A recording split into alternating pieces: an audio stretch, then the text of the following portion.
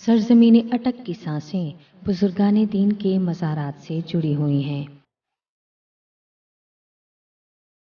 हज़रत सैयद सदरुद्दीन बाकरी उर्फ सखे सुल्तान और हज़रत जी साहब का शुमार अल्लाह के उन बरगुज़ीदा बंदों में होता है जो दीन की तबलीग के लिए यहाँ आए और अपनी पूरी ज़िंदगी मखलूक खुदा की तरबियत और ख़िदमत के लिए वक्फ कर दी।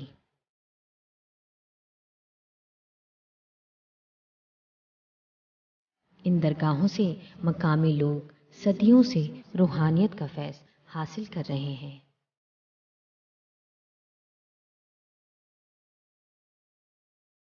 हज़रत जी साहब की दरगाह के नज़दीक दरियाए सिंध पर खूबसूरत तफरीगाह और कश्तियों के घाट हैं, जहां सयाहों का हुजूम रहता है।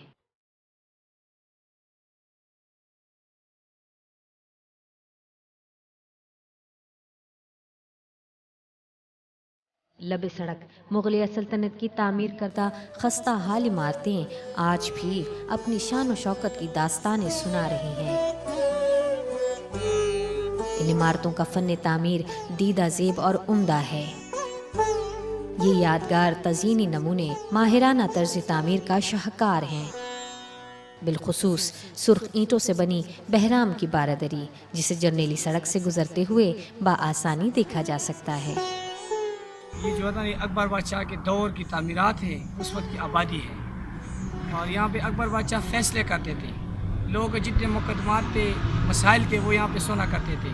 और जो लोग जुर्म कर लेते वो उसकी सवालात में रख लेते। अकबर बादशाह आ जाता था फौजियों के साथ, या आप उनके फ़ैसले करते। जिसको सज़ा देनी थी वो सज़ा कर लेते, जिसको बरी करना तो उसको बरी कर लेते। जिसको फांसी देनी थी फांसी, तो ये जो कुआं इस्तेमाल करते वही थे।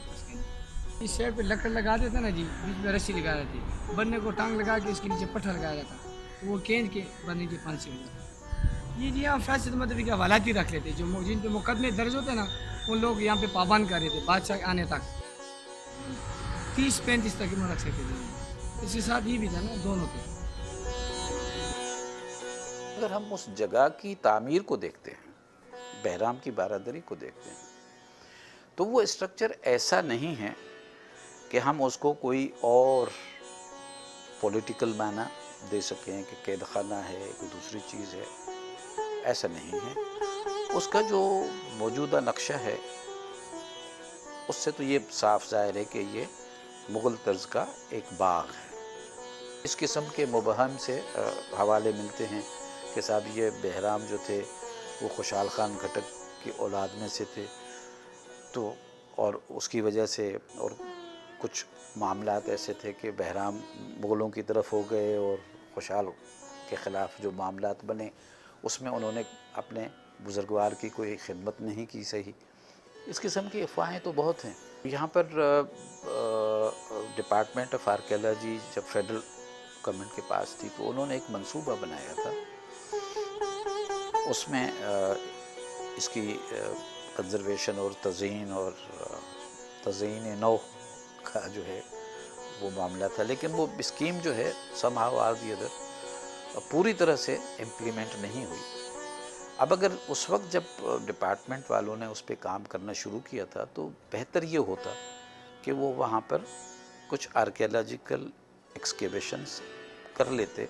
तज़यीन की जो टाइलें होती हैं और तज़यीनी नमूने जो होते हैं उससे भी हम एक एज का अंदाज़ा लगा सकते हैं, तो एक और पहलू होता।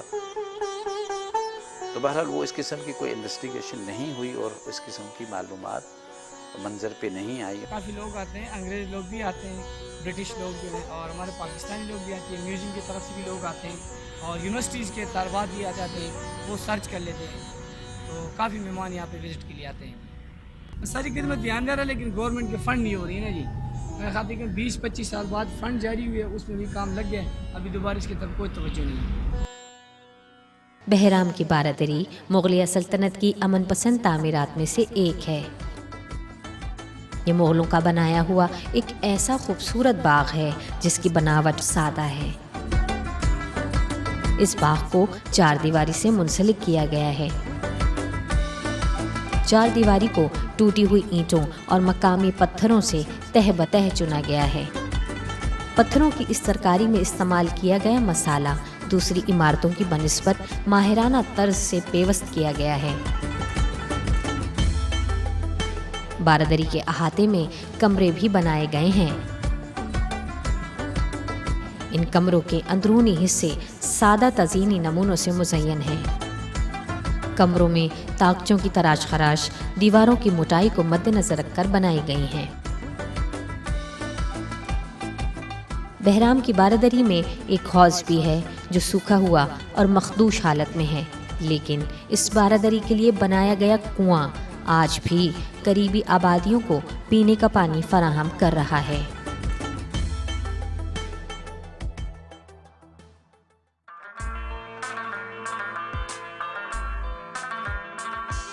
وادی چھچ میں دریائے اباسین، نیلگوں پانی، خوبصورت چشموں اور مرغزاروں کی ایک دلکش وادی بھی ہے جس کا نام باغ نیلاب ہے۔ ملاحی ٹولے کے جنوب مغرب میں دائیں طرف باغ نیلاب کا خوبصورت گاؤں ہے۔ گاؤں کے لوگ خوش مزاج، ملنسار اور مہمان نواز ہیں۔ ان کا آبائی پیشہ غلہ بانی، کھیتی باڑی اور مکھی بانی ہے۔ ان باشندوں کے مذہبی عقائد اور رسم و رواج بھی انہی کی طرح خوبصورت ہیں۔ میرا نام محمد خان ہے، میں باغ نیلاب کا رہائشی ہوں، یہ ساتھ ہی میرا گاؤں ہے۔ میں آپ کو یہاں شادی بیاہ کے روایات کے متعلق تھوڑا سا انفارم کر دوں۔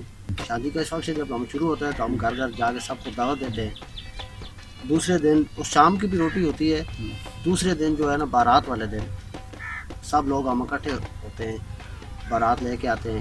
اس کے بعد ہم سب گاؤں والے جو ہے نا ڈھول جو ہے ہمارا روایتی ڈانس ہے ڈھول، اس کے ساتھ ہم آتے ہیں۔ یہ دربار کے اوپر نوری پیر سرکار ہے، نیچے مامون شاہ سرکار ہے، ان کو ہم سلام کرتے ہیں۔ ساتھ بنگڑوں میں جو ہے ہمارے یہ سمی اور لوکل ڈانس وغیرہ، پشتو ڈانس، یہ سب بہت ہیں۔ میں سب گاؤں میں یہاں اکٹھے ہو کر ہم دوسرے دن پھر ہم جو ولیمہ دیتے ہیں، مہمانوں کے علاوہ پورا گاؤں اس میں شریک ہوتا ہے، اور بڑھ چڑھ کر ہر آدمی جو ہے نا بڑھ چڑھ کے حصہ لیتا ہے اس میں۔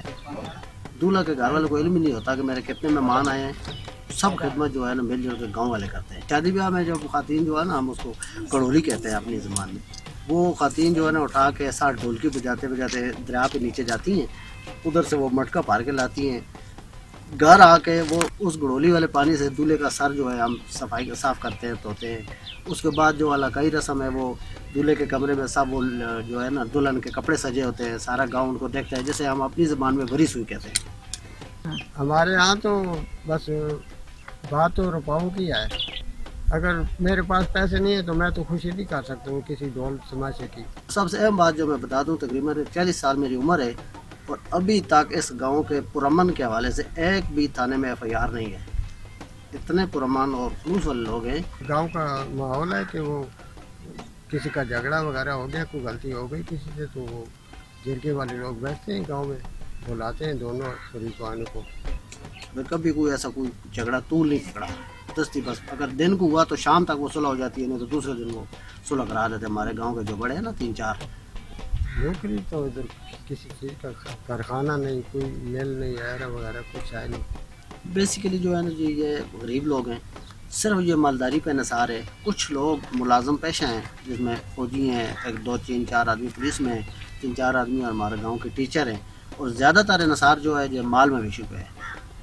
باقی روزگار جو ہے جو بہت کم ہے یہاں پہ بچوں کا۔ پڑھے لکھے بچے یہاں پہ موجود ہیں لیکن روزگار نہیں ملے گا۔